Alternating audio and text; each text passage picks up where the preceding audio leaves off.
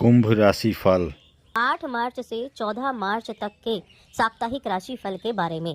ये जो 7 दिन होने वाले हैं, ये कैसे आपके बीतेंगे, इन 7 दिनों में ग्रहों की स्थिति क्या होगी, क्या योग बनने वाले हैं और इस सप्ताह में कौन सी तिथियां आपके लिए सबसे ज्यादा शुभ रहेंगी, क्या कार्य अच्छे रहेंगे, किन में सावधानी रखनी है और क्या उपाय आप कर सकते हैं, तो सारी जानकारी विस्तार से मिलेगी। एक छोटा सा निवेदन है, आगे बढ़ने से पहले चैनल पर पहली बार आए हैं और अभी तक चैनल को सब्सक्राइब नहीं किया है तो चैनल को सब्सक्राइब जरूर कर लें। तो देखिए, मार्च महीने का दूसरा सप्ताह है और बहुत विशेष भी है। विशेष क्यों है? क्योंकि होली आने वाली है और इसी सप्ताह में होली आएगी। और देखिए, सप्ताह की जो शुरुआत हो रही है 8 मार्च से, तो होलाष्टक शुरू हो चुके हैं। 7 मार्च को होलाष्टक शुरू हुए और 13 मार्च तक रहेंगे। और जो ये होलाष्टक होते हैं, इनमें कोई भी शुभ कार्य करना वर्जित होता है, शुभ कार्य नहीं किए जाते हैं। बाकी अगर मैं नक्षत्रों की और योगों की बात करूं, तो ये जो सप्ताह शुरू होगा, ये होगा 10वीं तिथि से शुरू, क्योंकि 8 मार्च को 10वीं तिथि रहेगी और आद्र नक्षत्र रहेगा। बहुत अच्छे योग के साथ शुरुआत होगी। चंद्रमा भी मिथुन राशि में होंगे और साथ में जो इस अगले दिन की अगर मैं बात करूं, तो देखिए, अगला दिन जो है वो एकादशी तिथि पुष्य नक्षत्र में आने वाली है। एकादशी तिथि 9 मार्च पुष्य नक्षत्र में बहुत ही शुभ एक संयोग बना हुआ है इस एकादशी तिथि का। और द्वादशी तिथि के दिन भी पुष्य नक्षत्र रहेगा दोपहर तक। और 14 मार्च तो अपने आप में विशेष दिन है, क्योंकि ये पूर्णिमा का दिन है और इस दिन होली का पर्व मनाया जाएगा। अब ये जो पूर्णिमा का दिन है, ये 13 मार्च से शुरू होगा और 14 मार्च की दोपहर तक रहेगा। तो 2 दिन का जो ये पर्व है, ये मनाया जाएगा। इसके अलावा इस दिन देखिए, सूर्य का राशि परिवर्तन भी है। सूर्य भी इस दिन गोचर करेंगे। और एक और है चीज, इस सप्ताह के अंतिम दिन इस वर्ष का पहला चंद्र ग्रहण भी है, जो कि 14 मार्च को लगेगा सुबह को। 14 मार्च की सुबह 9:27 से दोपहर 3:30 तक ये पहला चंद्र ग्रहण रहने वाला है। तो इस चंद्र ग्रहण का भी क्या प्रभाव होगा, इसके बारे में भी हम विस्तार से जानेंगे। तो देखिए, सबसे पहले हम बात करते हैं राशि फल के बारे में कि इस सप्ताह में क्या कुछ विशेष, क्या कुछ आपके लिए रहने वाला है। तो इस सप्ताह की जो शुरुआत है, वो अच्छी सप्ताह की शुरुआत हो रही है। अगर आपके स्वास्थ्य की बात की जाए तो स्वास्थ्य ठीक ठाक रहेगा। आप अपने आप को जो आपकी जो रूटीन है, जो आपकी दिनचर्या है, उसमें परिवर्तन लाते हुए दिखाई देंगे। अपनी जीवन शैली में थोड़ा सुधार लाते हुए दिखाई देंगे। अब जो आपके घरेलू कार्य हैं, उनमें हो सकता है कि आप अपने आप को फंसा हुआ देखें। आपके पास इतने घर से जुड़े हुए इतने काम हो कि आप देखें कि आप जकड़ा हुआ महसूस कर रहे हैं, आप बाहर नहीं निकल पा रहे हैं, ऐसा आपको लग सकता है। और इस समय अवधि में आपके कार्यक्षेत्र को अगर देखें, तो आपका कार्यक्षेत्र बड़ा अच्छा है, क्योंकि आप बहुत अच्छे से काम करेंगे। कार्यक्षेत्र में अपनी पहचान बना सकते हैं। आपकी मुलाकात अच्छे लोगों से होगी। आपके अधिकारी आपके काम से प्रसन्न रहेंगे और आपसे मिलकर वो आपको प्रोत्साहन भी देंगे। आपके ऑफिस का माहौल अच्छा रहेगा।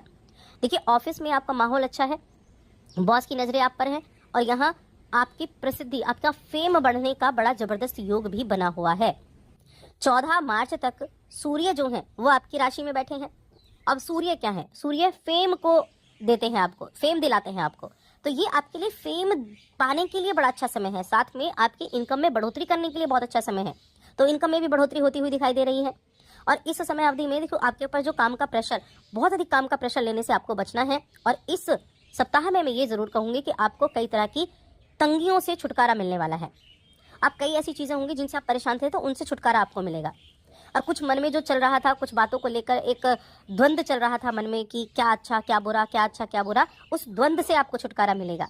इस सप्ताह में आप अपने ऊपर पैसा भी खर्च करते हुए दिखाई देंगे। अपने ऊपर पैसा खर्च करेंगे, अच्छी चीज है। आपको अपने ऊपर पैसा खर्च करें, अपनी खुशियों के लिए भी कार्यों को आपको करना चाहिए।